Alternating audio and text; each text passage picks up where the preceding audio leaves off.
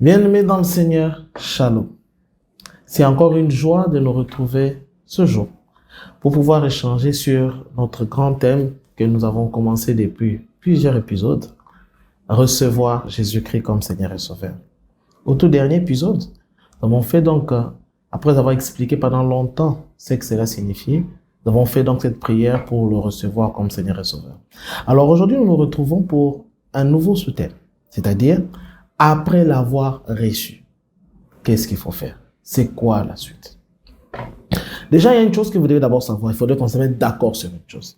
C'est que le fait de le recevoir vous fait appartenir à la famille des dieux. C'est-à-dire que vous êtes désormais des mêmes nationalités que Dieu. Tel qu'il est écrit dans Jean chapitre 1 verset 12. Il est écrit « À tous ceux qui l'ont reçu, à ceux qui croient en son nom, il leur a donné le pouvoir de devenir enfants des dieux, lesquels sont nés ni de la volonté d'un homme, mais plutôt du Saint-Esprit. » Alors comprenez ceci, si vous êtes enfant de Dieu, c'est-à-dire que vous faites partie de la même famille que Dieu. Alors vous devez arriver à comprendre ceci, c'est que le Seigneur Jésus-Christ est venu sur la terre et il a enseigné le royaume des cieux. Et le royaume des dieux, c'est comme un pays. C'est un pays, il faut le dire ainsi. C'est un pays où appartient Dieu et tous ses enfants. Et comme dans un pays qui se respecte, lorsque, je ne sais pas comment dans le pays où vous êtes ça fonctionne, mais dans mon pays, en la République démocratique du Congo, lorsque vous êtes père, donc vous venez de donner naissance à un enfant, automatiquement, dans les 3 mois qui suivent, il faudrait que vous allez faire enregistrer votre enfant à la commune d'où vous habitez. Et il y aura donc un registre où on enregistre les personnes de nationalité congolaise. Il est aussi pareil dans le royaume des cieux. Lorsque vous naissez de nouveau, lorsque vous devenez enfant de Dieu, ça signifie que vous mourrez au péché et vous naissez dans le royaume des dieux. Et puisque vous êtes né de nouveau, il existe ce qu'on appelle un livre de vie. C'est-à-dire un livre où sont inscrits ceux qui ont la vie éternelle. C'est dans ces livres de vie-là que se retrouveront les personnes qui sont censées aller dans les cieux lorsque le Seigneur viendra pour récupérer son Église. Mais alors, lorsque donc vous savez que puisque vous l'avez reçu, Dieu vous a déclaré juste et ainsi, le Saint-Esprit est venu habiter en vous. Vous êtes devenus enfants de Dieu et vous appartenez, vous faites partie désormais du livre de vie. J'ai parlé du Saint-Esprit, on va l'expliquer en détail. Maintenant, il y a une chose que nous devons mettre d'accord. Ce n'est pas parce que vous êtes né de nouveau, que vous appartenez au livre de vie, que vous mourrez tout de suite. Vous vivez encore. Le Seigneur ne viendra pas nécessairement tout de suite. Il peut arriver qu'il vienne tout de suite. Gloire à Dieu. Mais si il prendra du temps pour arriver, eh bien vous devez faire attention. Attention pourquoi? Parce que ce n'est pas parce que vous êtes né de nouveau que vous ne pouvez pas perdre votre vie éternelle. En d'autres mots, ce que je veux dire, ce n'est pas parce que vous êtes inscrit dans les livres de vie que votre nom ne peut pas être effacé de ces livres de vie. Je peux vous donner donc des versets qui le prouvent. Si vous lisez par exemple le livre des Psaumes, Psaume chapitre 23, du 28e au 29e verset. Dans la version Louis II, il est écrit ceci. En fait, ici, c'est David qui fait une prière un peu méchante, envers ses ennemis. Et il dit ceci. Ajoute des iniquités à leurs iniquités, et qu'il n'ait point part à ta miséricorde, qu'il soit effacé du livre des vies, et qu'il ne soit point inscrit avec les justes. Si déjà David, l'homme selon le cœur de Dieu, pouvait faire une prière pareille, c'est qu'il sait qu'on peut être dans le livre des vies et se trouver effacé du livre des vies. Vous me direz peut-être c'est parce que c'était dans l'ancienne alliance. Mais voyez maintenant un autre verset que je vous donne encore dans le Nouveau Testament. Je suis dans le livre d'Apocalypse. Apocalypse chapitre 3 du 1er au 6e verset. Je lis avec la version Nouvelle Français courant. Écrit à l'ange de l'église de Sardes. Voici ce que déclare celui qui a les 7 esprits de Dieu et les 7 étoiles. Je connais ton activité. Je sais que tu as la réputation d'être vivant, alors que tu es mort. Réveille-toi, ranime ce qui te reste des vies et qui allait mourir. car je n'ai pas trouvé ta conduite parfaite aux yeux de mon Dieu. Rappelle-toi ce que tu as reçu et la façon dont tu l'as entendu. Sois lui fidèle et change de vie. Si tu n'es pas vigilant, écoutez bien ça, je viendrai te surprendre comme un voleur, sans que tu saches à quelle heure ce sera. Cependant, quelques-uns des tiens, à Sardes même, n'ont point souillé leurs vêtements. Ce qu'on appelle vêtements ici, c'est que Dieu considère la justice de l'homme comme un vêtement souillé. Et lorsque Dieu te déclare comme juste, il te revêt d'un nouveau vêtement blanc qui te rend digne de faire part aux noces de l'agneau, à la fête où sera après l'enlèvement. Alors il dit, je n'ai point trouvé, il y a donc quelques-uns des tiens, à Sardes même, qui n'ont point souillé leurs vêtements.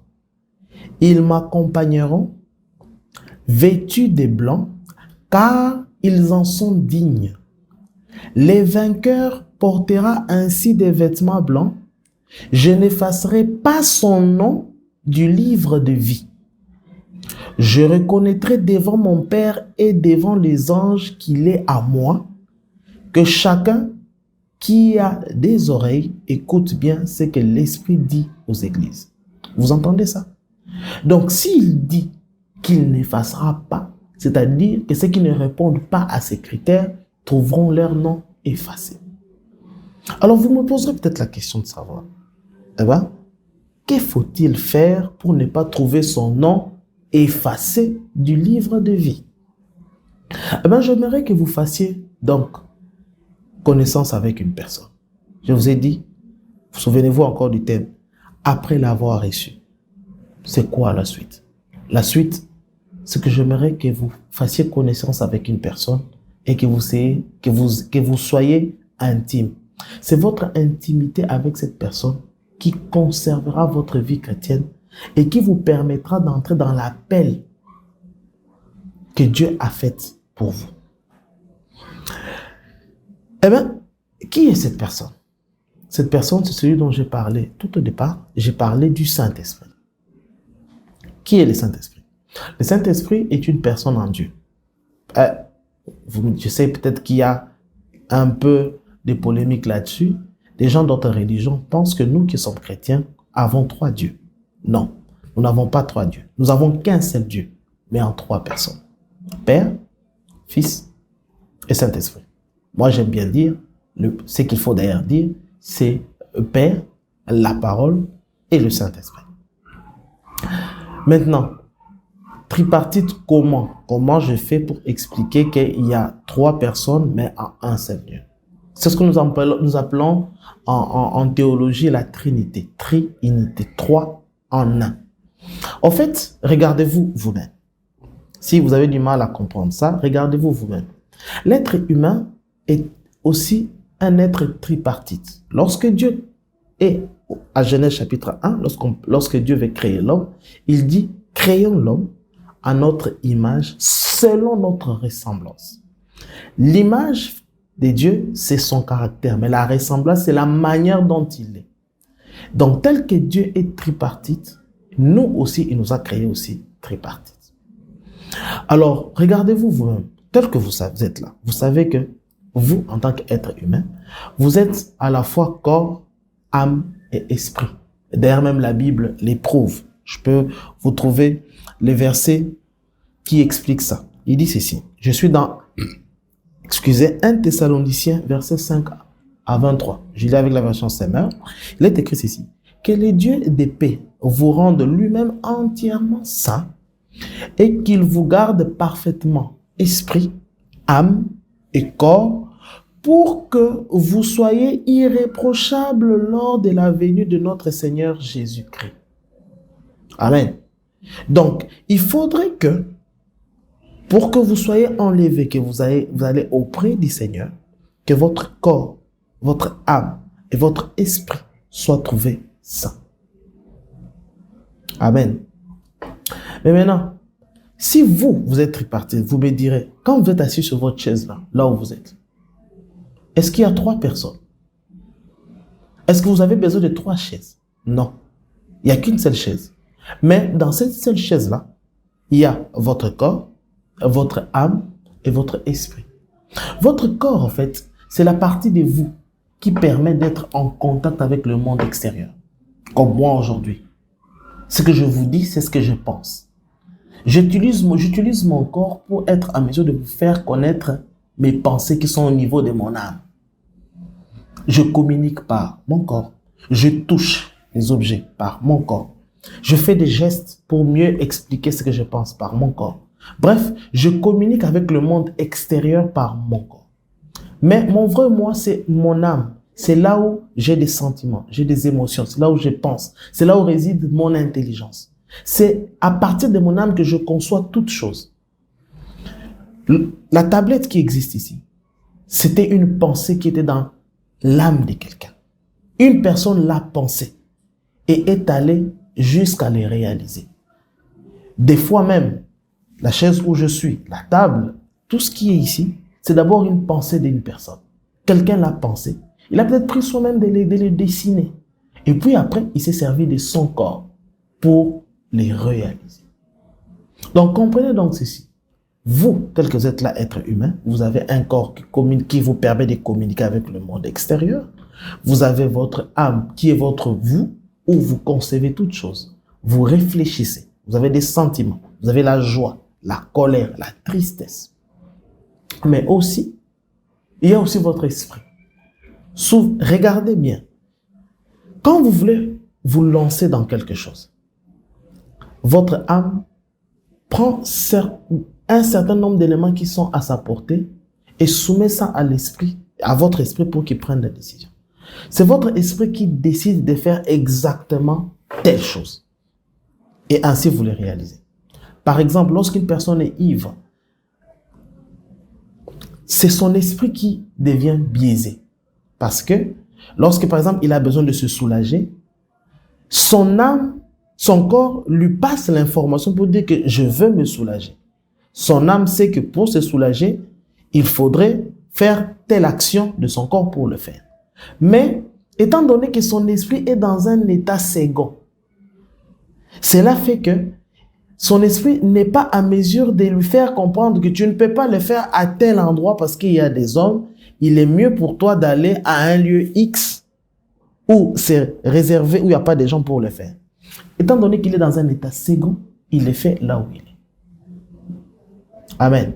Mais vous conviendrez avec moi que vous là, vous êtes un être tripartite qui a un corps, un âme et un esprit, mais qui ne sont pas toujours en parfaite harmonie. Par exemple, si un homme fait une fornication, il pêche. Son corps est dans la joie parce qu'il a pu étancher sa soif du sentiment qu'il ressentait. Mais son âme est triste. Il n'est pas content des gestes qu'il a fait. Vous comprenez donc qu'il y a une incohérence entre les désirs de son corps, son âme et même celle de son esprit. Tout être qui peut avoir des désirs, qui peut agir, qui peut décider, est une personne. Ok?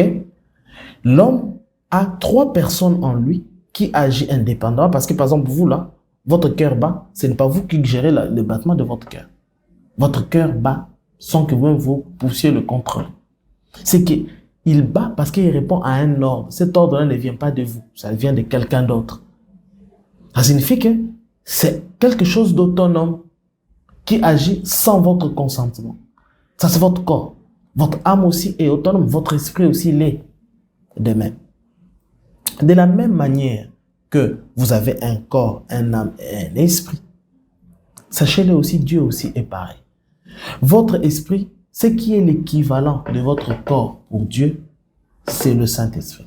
Ce qui est équivalent de votre âme pour Dieu, c'est la parole qui s'est incarnée une chair humaine que nous avons appelée Jésus, et votre esprit qui vous permet de prendre des décisions, qui permet de définir la ligne de conduite. L'équivalent pour Dieu, c'est celui qu'on appelle le Père. Mais, différemment à nous, pour lesquels les 3 sont des fois en incompréhension, chez Dieu, c'est en parfaite harmonie et compréhension. Mais le 3, c'est une seule personne. Comme vous, vous êtes une seule personne. Mais alors, pourquoi je vous en parle? Parce que lorsque vous lisez au début de la Bible, on peut les lire ensemble. Je suis dans le livre de la Genèse. Genèse chapitre 1. Genèse chapitre 1. Au tout premier verset. Il est écrit, au commencement, Dieu créa le ciel et la terre. Or, la terre était chaotique et vide. Je lis avec la version Semmer. Les ténèbres couvraient l'abîme et l'Esprit de Dieu planait au-dessus des eaux. Ça signifie quoi? Vous voyez que il dit au commencement Dieu, il crée les cieux et la terre. Mais lorsqu'on parle de Dieu, on voit que dans la tripartie des dieux, c'est la personne du Saint-Esprit qui a le regard tourné vers la terre. C'est lui qui est en train de planer aux surfaces de la terre alors qu'elle est encore chaotique. Pourquoi je vous en parle? Je vous en parle parce que si vous naissez de nouveau, vous devez savoir que dans les 3 personnes, comme je vous ai dit, le Saint-Esprit est la personne en Dieu qui permet à Dieu de communiquer avec le monde extérieur. De la même manière que nous, c'est par notre corps que nous communiquons avec le monde extérieur, Dieu communique avec le monde extérieur à travers le Saint-Esprit. Dieu conçoit toutes choses à travers la parole. Voilà pourquoi Jean dit dans son premier chapitre, Jean 1, rien de ce qui existe n'a existé sans la parole. La parole a créé, créatrice de toutes choses qui puissent exister. De la même manière que l'être humain conçoit tout par son âme, par son imagination, la parole est la partie créatrice des dieux. Et le Père est celui qui prend des décisions sur ce qu'il faut faire. Mais maintenant, ici, puisque le Saint-Esprit est la personne qui communique avec le monde extérieur et que nous faisons partie donc de ce monde extérieur ici sur la terre, nous sommes en communion avec Dieu, en communication avec Dieu à travers le Saint-Esprit. Donc, sachez ceci. Celui qui vous sauve, c'est le Saint-Esprit. C'est lui qui vous garantit que vous irez au ciel auprès de Dieu. C'est le Saint-Esprit. Si vous n'êtes pas en communion avec le Saint-Esprit, ne vous imaginez absolument rien de la part du Seigneur. Vous vous direz peut-être, d'où est-ce que je tire ça? Nous allons lire le livre de Éphésiens. Éphésiens chapitre 4, verset 30. J'ai la version Semmer. Il est écrit ceci. N'attristez pas le Saint-Esprit de Dieu, car par cet esprit, Dieu vous a marqué de son sceau comme sa propriété pour les jours de la délivrance finale. Amen.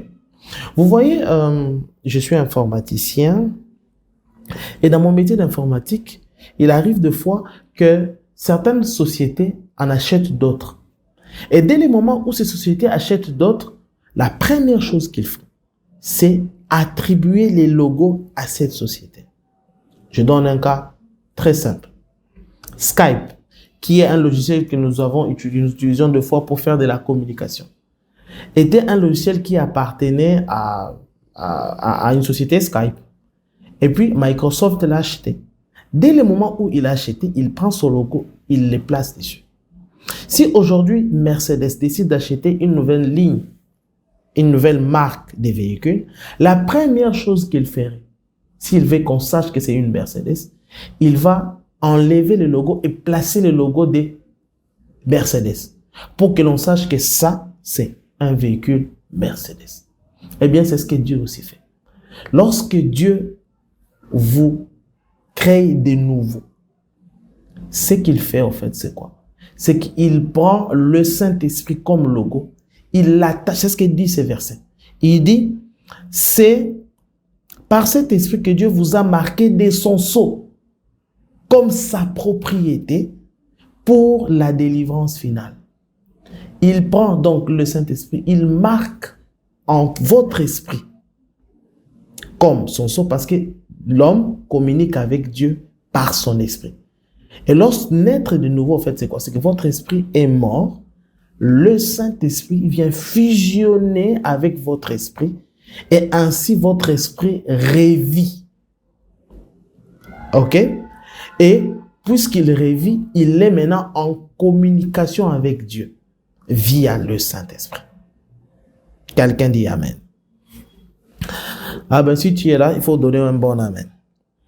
Alors, l'objectif de l'épisode d'aujourd'hui, c'est nous aider à connaître cet Esprit Saint.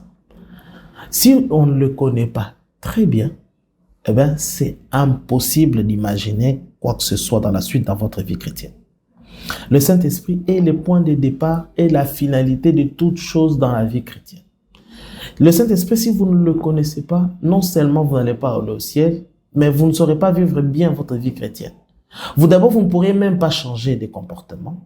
Vous ne pourrez même pas manifester la puissance de Dieu. Vous ne pourrez même pas être épanoui en Dieu. Et au finish, vous n'allez même pas aller au ciel. Amen. Alors, qui est au fait le Saint-Esprit? Je parle bien de qui est, parce que le Saint-Esprit est une personne.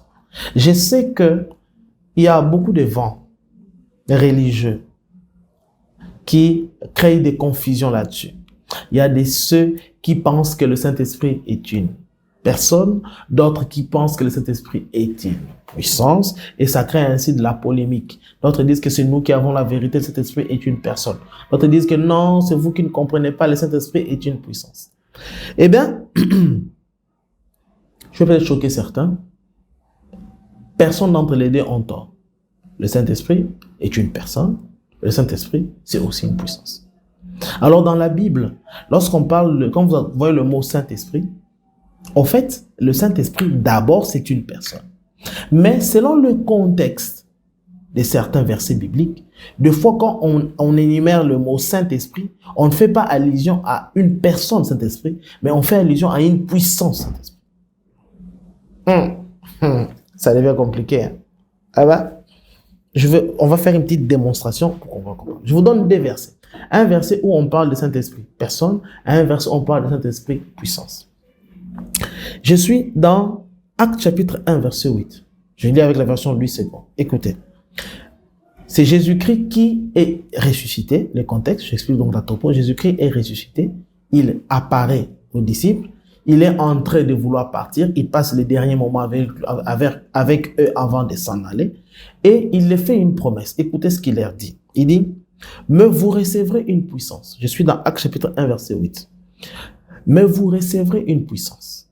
Le Saint-Esprit survenant sur vous, et vous serez mes témoins à Jérusalem, dans toute la Judée, dans la Samarie et jusqu'aux extrémités de la terre. Ici, c'est clair. Il n'y a pas d'ambiguïté. Il dit, vous recevrez une puissance, virgule. Cette puissance, c'est le Saint-Esprit survenant sur vous, virgule, et vous serez mes témoins. Amen. Mais il y a un autre verset. Écoutez. Ce verset, c'est, d'ailleurs, on l'a déjà même lu. Ok? C'est celui d'Éphésiens 4, verset 30. Il dit, n'attristez pas le Saint-Esprit de Dieu, car on ne peut pas attrister une puissance. Une puissance ne peut pas être triste. Ok? Si il peut être attristé, c'est-à-dire que c'est une personne. Il dit, n'attristez pas le Saint-Esprit de Dieu, car par cet esprit, Dieu vous a marqué de son sceau comme sa propriété pour le jour de la délivrance finale. Éphésiens chapitre 4, verset 30, version du Seigneur.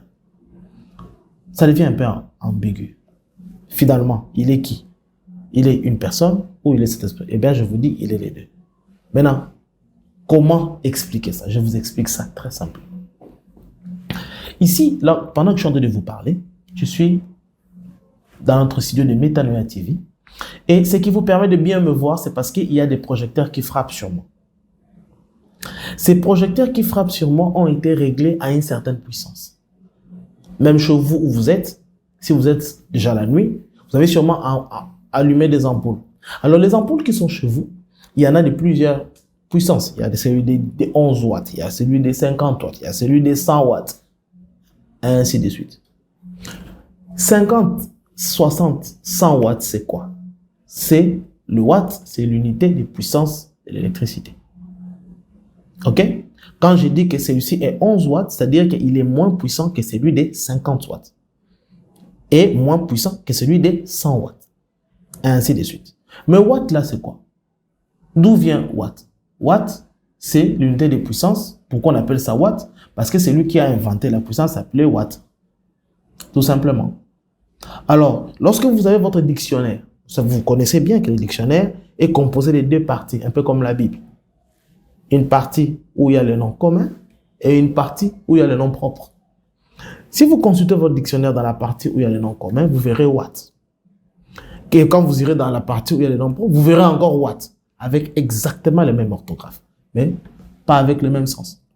Dans la partie de nom commun, on vous dira que le Watt, c'est l'unité de puissance de l'électricité. Quand vous irez de l'autre côté, on vous mettra même la photo d'un monsieur, on vous dira que lui, c'est un gars qui a créé, qui est à l'origine de la création de cette puissance, et c'est comme ça qu'on a donné à cette unité de puissance-là le mot Watt. Alors, selon le contexte de langage de quelqu'un, Watt peut signifier le monsieur-là qui a créé le Watt, ou encore la puissance du Watt.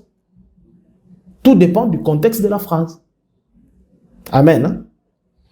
Et alors, pourquoi je vous dis ça? Eh bien, parce que la puissance de Dieu, ce que nous appelons communément l'onction, Dieu ne la donne pas à tout le monde de la même mesure. Chacun a une dose de puissance que Dieu lui donne.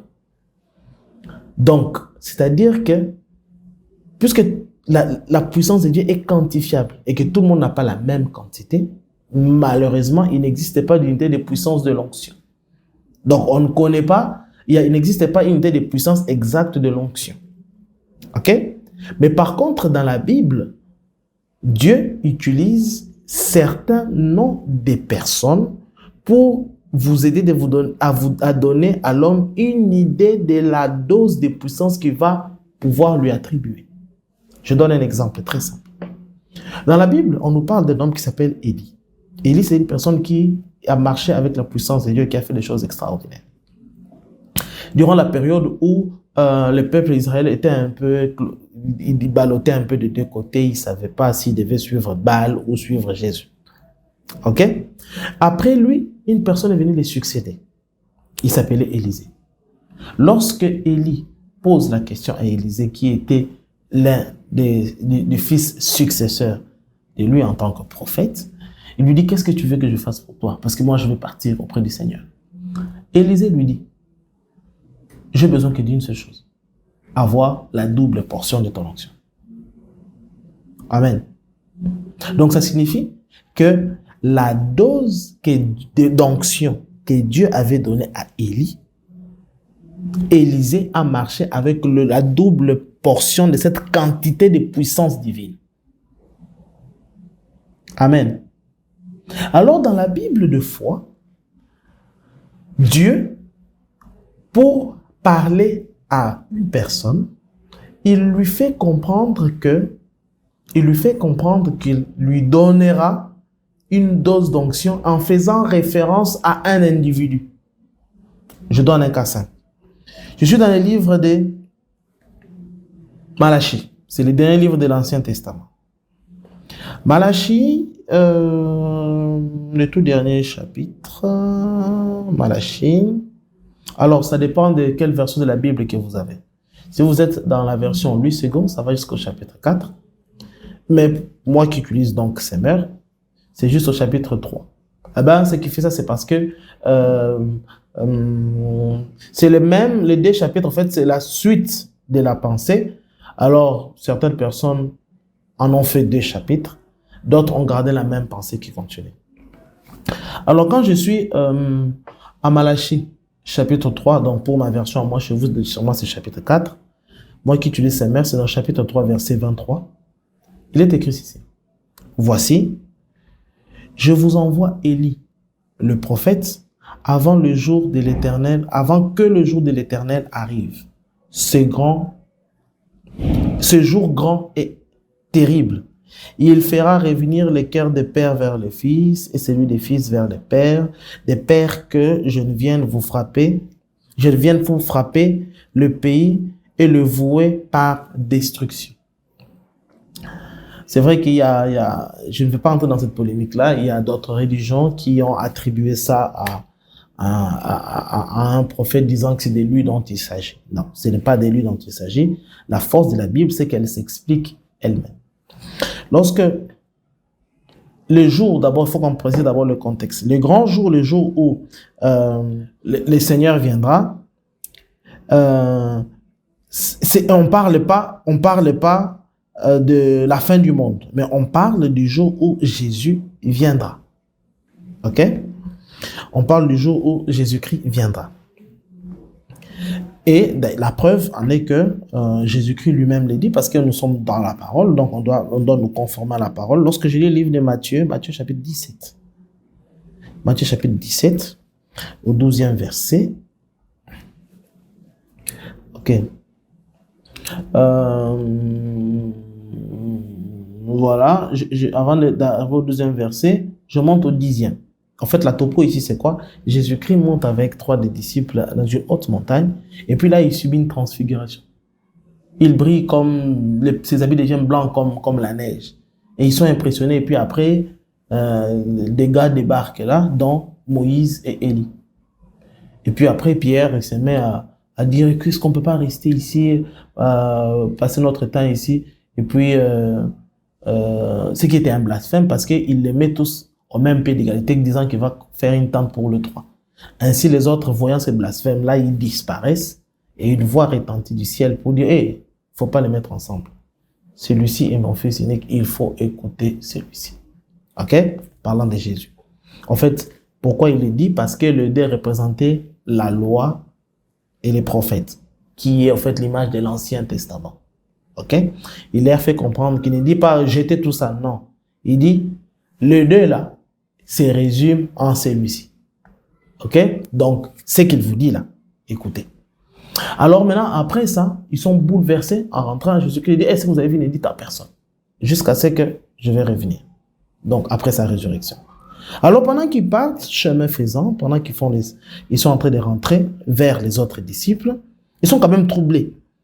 Et un courageux, quand même, des disciples, il pose alors la question, il dit, en fait, ils sont un peu troublés. À un moment, ils sont sûrs qu'ils ont affaire au Messie, mais ils se posent la question, mais on est quand même un peu troublés. D'après la prophétie, il était écrit que le Messie, avant qu'il vienne, il fallait d'abord que Élie précède, mais c'est comment? Alors, ils ont quand même le courage de poser la question à Jésus. Il dit, je suis au chapitre 10.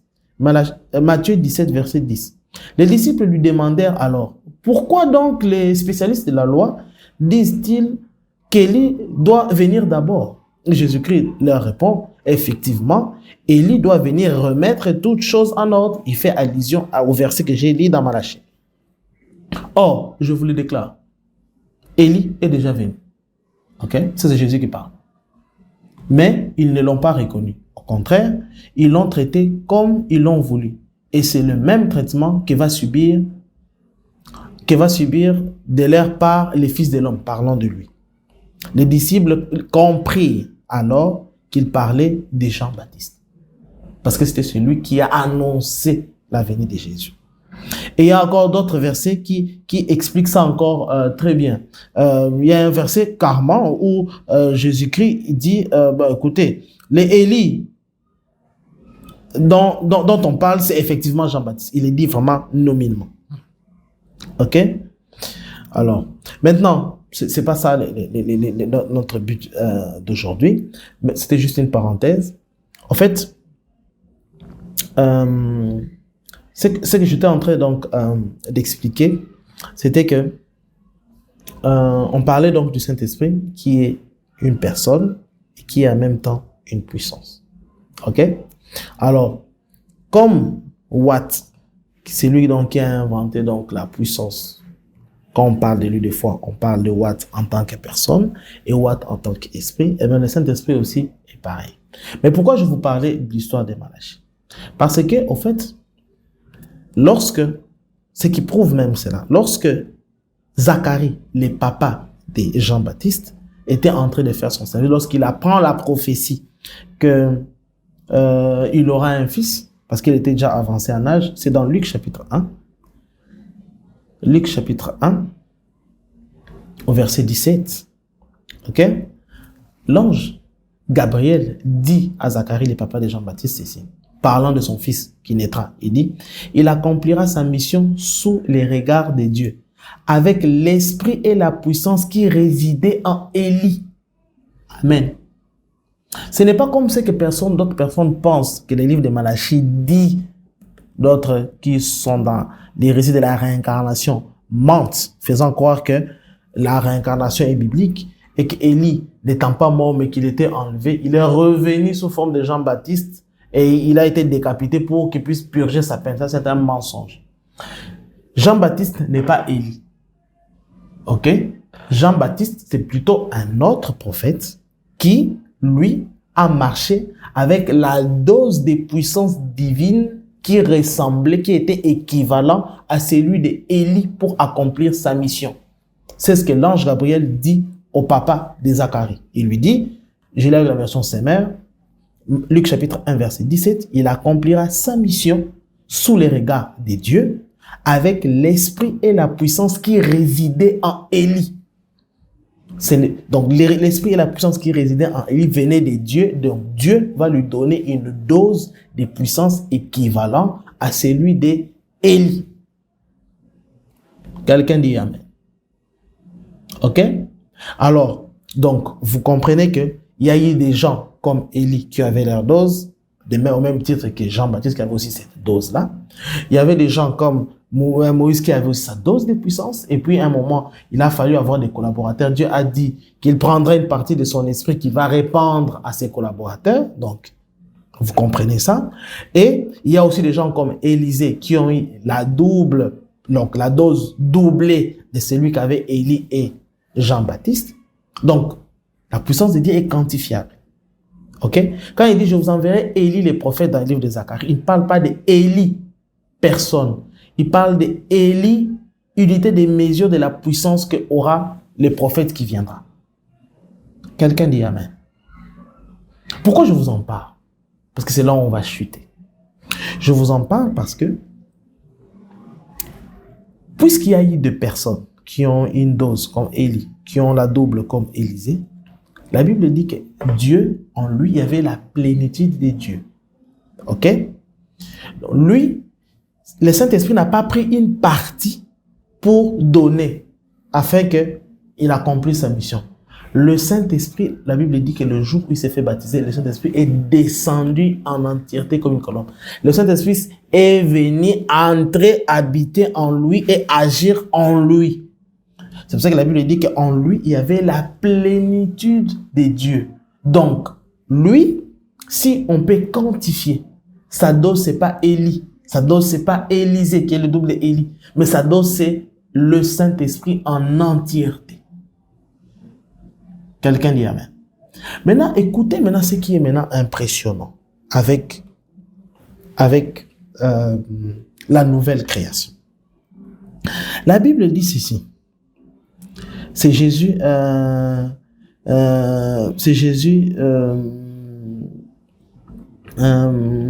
qui en parle. Quand il fait allusion à Jean-Baptiste, les gens, je suis dans Matthieu chapitre 11, verset 11. Je vais dire ça, hein? Matthieu chapitre 11, verset 11. Matthieu 11. 11. Ah, la Bible, c'est intéressant. Voilà. Lorsqu'il veut vanter Jean-Baptiste, il dit ceci. Vraiment, je vous l'assure, parmi tous les hommes qui sont nés d'une femme, il n'a paru aucun des plus grands que Jean-Baptiste. Et pourtant, le plus petit dans le royaume des cieux est plus grand que Jean-Baptiste. Depuis l'époque où Jean, c'est les versets dont je vous avais parlé, où on dit clairement que Élie là, c'est Jean. Depuis l'époque où Jean-Baptiste a paru jusqu'à cette heure, le royaume des cieux s'efforce un passage avec violence. Et ce sont les violents qui s'en emparent. En effet, jusqu'à Jean, écoutez bien ça, tous les prophètes et la loi l'ont prophétisé. Et si vous voulez le croire, c'est lui, c'est Élie qui devait venir. Jésus dit clairement, c'est lui qui a des oreilles qui l'entendent. Donc comprenez ceci. Personne, ça c'est ce qu'on appelle en théologie un logia, c'est-à-dire un discours direct venant de la bouche de Jésus. dans certaines versions de la Bible même, c'est mis en rouge. Une parole qui est sortie dans la bouche de Jésus, aucune personne ne peut le contredire. Comme dit Paul, si quelqu'un d'autre vient vous annoncer un évangile différent de celui-ci, même si c'est un ange venant du ciel, qu'il soit anathème. Donc, puisque Jésus-Christ sort de sa bouche, que les Élie dont parle Malachi, c'est Jean-Baptiste, si quelqu'un d'autre dit l'inverse, il ment. Personne ne peut être au-dessus de la parole sortie de la bouche de Dieu. Il n'y a pas de révélation au-dessus ou comprendre quoi que ce soit. C'est la parole de Dieu. On ne la change pas. On ne retranche rien. On n'y ajoute rien. Donc, mettons-nous d'accord. Le Jean-Baptiste et le Élie dont annoncé parce que dans Luc, on a bien précisé que l'Élie là, ce n'est pas une personne, mais c'est plutôt la puissance qui résidait en Élie, la dose de la puissance qu'on va lui donner. Mais maintenant, puisque c'est là où on doit atterrir, c'est parlant maintenant du Saint-Esprit. Il y a maintenant une dose de puissance qu'on appelle le Saint-Esprit. Cette dose de puissance, c'est l'entièreté de la puissance de Dieu. Un jour, je suis dans Luc chapitre 11, verset 1. Luc chapitre 11, verset 1. Jésus était en train de prier quelque part. Bon, je lis carrément. Un jour, Jésus priait à un certain lieu. Quand il eut fini, l'un des disciples lui demanda, « Seigneur, apprends-nous à prier comme Jean l'a appris à ses disciples, parlant de Jean-Baptiste. » Il leur répondit, « Quand vous priez, dites, » bon, il a fait la prière de notre Père, « Père, que ton nom soit sanctifié, que ton règne vienne. Donne-nous chaque jour notre pain de ce jour, comme vous connaissez l'histoire de la prière de notre Père. » On avance. Et puis après, il fait une explication il ajoute une explication d'un ami en disant qu'il faut insister dans la prière. Voilà, maintenant je suis dans le verset 8. Il dit ceci, je vous assure que... Non, je suis au verset 9. Ainsi, je vous dis, demandez et vous recevrez. Cherchez et vous trouverez. Frappez et l'on vous ouvrira. En fait, la topo ici, c'est quoi? Lorsqu'il est rampant à prier, il leur dit, la première chose qu'il demande dans la prière, que ton nom soit sanctifié, c'est-à-dire que tu sois reconnu pour Dieu. La première chose qu'il demande, que ton règne vienne. L'autre version dit que ton royaume s'établisse. Où? Dans notre corps. C'est d'ici que Paul trouve la révélation disant que notre corps est le temple du Saint-Esprit. Pourquoi il est dit? Parce que le jour où on a fait le temple Salomon, c'est-à-dire que David a décidé de construire un temple et c'est son fils qui l'a construit, donc Salomon. Lorsqu'on finit de construire le temple, il fait une prière pour dédier ce temple à l'Éternel. La Bible déclare que lorsqu'il a fini de faire la prière, la gloire de Dieu est descendue dans le temple.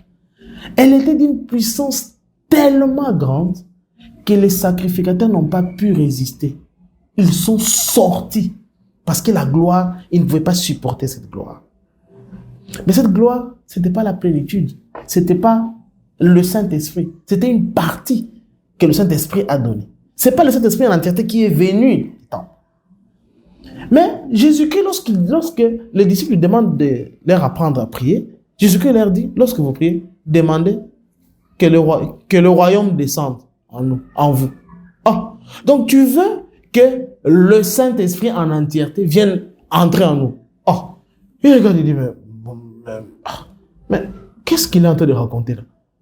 Le temple, on n'y entre même pas. Vous savez, à l'époque, là, le temple, ce n'était pas comme aujourd'hui dans nos églises, où nous y entrons. Non. Le temple, c'était d'abord une grande parcelle, qu'on appelait les parvis.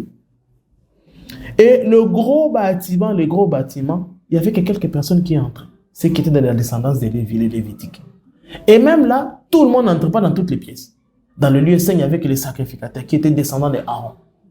Et parmi les sacrificateurs, on en choisissait un l'année, qui était leur chef, le souverain sacrificateur. Lui seul avait le droit d'entrer dans le lieu très saint. Vous imaginez un gros bâtiment où il y a une pièce où juste une seule personne a le droit d'y entrer. Parce que les autres, là, s'ils osent entrer là-bas, ils vont mourir. À cause de la sainteté qui y résidait. Vous imaginez? Et quand Jésus donc leur apprend à prier comme ça. Les temples existent encore. Et ces disciples, s'ils vont là-bas, ils vont mourir. Ils ne vont pas entrer dans les temples. Mais il leur dit, or, la puissance qu'il y a dans les temples, ce n'est pas la plénitude du Saint-Esprit. C'est une portion de la puissance du Saint-Esprit. Mais il leur dit, demandez que la puissance du Saint-Esprit en entièreté entre. Mais si la puissance entre, c'est pour nous détruire. Alors, ici, donc, ils sont étonnés, impressionnés. Ils les regardent. Mais qu'est-ce que tu nous demandes là de prier? C'est alors maintenant qu'il leur apprend maintenant ici. Il leur dit ceci maintenant. Je vous assure, donc dans la version 9, c'est là maintenant l'explication de la version 9. Quand il dit, moi je vous dis, demandez et vous recevrez. Cherchez et vous trouverez, frappez et l'on vous ouvrira. Car celui qui demande reçoit, celui qui cherche trouve et l'on ouvre à celui qui frappe. Écoutez maintenant la suite. Il y a des pères parmi vous, n'est-ce pas? Lesquels d'entre vous donnera? Parce que, mais comment tu peux nous demander quelque chose pour notre propre mort? C'est quoi l'idée? Il a dit, il y a des pères parmi vous. Lesquels d'entre vous donnera-t-il le serpent à son fils quand celui-ci lui demande un poisson? Ou encore, s'il demande un œuf, lui donnera-t-il un scorpion? Si donc, tout mauvais que vous êtes, vous savez donner des bonnes choses à vos enfants, à combien plus forte raison le Père Céleste donnera-t-il le Saint-Esprit à ceux qui le lui demandent? Amen. Ici, le Saint-Esprit ici, ce n'est pas le Saint-Esprit personne. Parce que cet esprit, personne ne lui demande pas. On le reçoit, on reçoit et puis il vient. Le Saint-Esprit ici dont on parle, c'est le Saint-Esprit don. Le Saint-Esprit puissance. Amen. Vous direz, tu as ça où? Ok. Donc, je lis avec la version Alfred Cohen. Luc chapitre 11, verset 13. Il est donc écrit ici. Si donc, tout mauvais que vous êtes, vous savez néanmoins donner à vos enfants ce qui est bon pour eux, à plus forte raison, votre Père Céleste donnera-t-il, écoutez bien, les dons de l'Esprit Saint à ceux qui les lui demandent. Vous voyez bien ici? Donc, à travers cette version, vous comprenez que le Saint-Esprit dont on parle ici, ce n'est pas le Saint-Esprit personne, mais c'est le Saint-Esprit puissance. Parce que le Saint-Esprit personne, on ne le demande pas. On ne prie pas pour cela. On n'a même pas besoin d'insister. On a besoin juste d'exercer sa foi, de le recevoir, et le Saint-Esprit vient habiter en nous. Quelqu'un dit Amen. Maintenant, ce qui est important à savoir ici, c'est que, en conclusion, c'est que le Saint-Esprit, selon le contexte, peut signifier une personne, la personne du Saint-Esprit, il peut aussi signifier aussi la puissance du Saint-Esprit. Mais par contre, il y a un lien. C'est qu'il n'y a pas de puissance du Saint-Esprit sans la personne du Saint-Esprit. Un peu l'exemple que j'expliquais de Watt. Watt, c'est d'abord une personne qui a découvert la puissance de l'électricité et que maintenant, on est attribué à l'unité des mesures de la puissance le nom de Watt. Pareil aussi avec le Saint-Esprit. Quand on parle du Saint-Esprit, c'est d'abord la personne du Saint-Esprit, mais qui a une dose de puissance qu'on a attribué le nom Saint-Esprit à cause de la personne du Saint-Esprit. Quelqu'un dit Amen. Voilà. Donc, qu'il n'y ait pas d'ambiguïté là-dessus, on l'a démontré avec des écrits bibliques à l'appui. On a bien compris que le Saint-Esprit peut être une personne ou une puissance. Mais maintenant, c'est que j'aimerais que nous puissions comprendre. Une personne qui est née de nouveau doit d'abord avoir la personne du Saint-Esprit. C'est vrai. Mais juste après être né de nouveau parce que cet esprit habitait en toi, tu dois chercher maintenant aussi la puissance du Saint-Esprit en toi. Voilà pourquoi Jésus-Christ, lorsqu'il leur apprend à prier, il leur dit, cherchez premièrement le règne de Dieu. Le règne de Dieu, c'est ça la puissance de Dieu, c'est ça le Saint-Esprit, puissance en nous. Recherchez premièrement le royaume de Dieu et sa justice, donc ce qui est juste devant Dieu. Et puis tout ce qui vient après, les mariages, les avantages de la vie, l'argent et tout ce qui en suit là, ça viendra par-dessus tout. Amen. Donc, pour aujourd'hui, on a appris quand même beaucoup de choses. Je pense qu'on peut s'arrêter là. Dans les prochains épisodes, donc, on va entrer en profondeur sur le Saint-Esprit. Nous allons apprendre qu'il y a encore beaucoup à apprendre sur lui. Par exemple, il y a un style de prière qu'on appelle le parler en langue, que nous devons donc découvrir ensemble, qui explique, qui est une manière de prier du Saint-Esprit qui habite en vous. Alors, nous allons donc apprendre cela, comprendre son importance, en quoi est-ce que c'est utile, est-ce que tout le monde doit prier en langue ou pas, etc.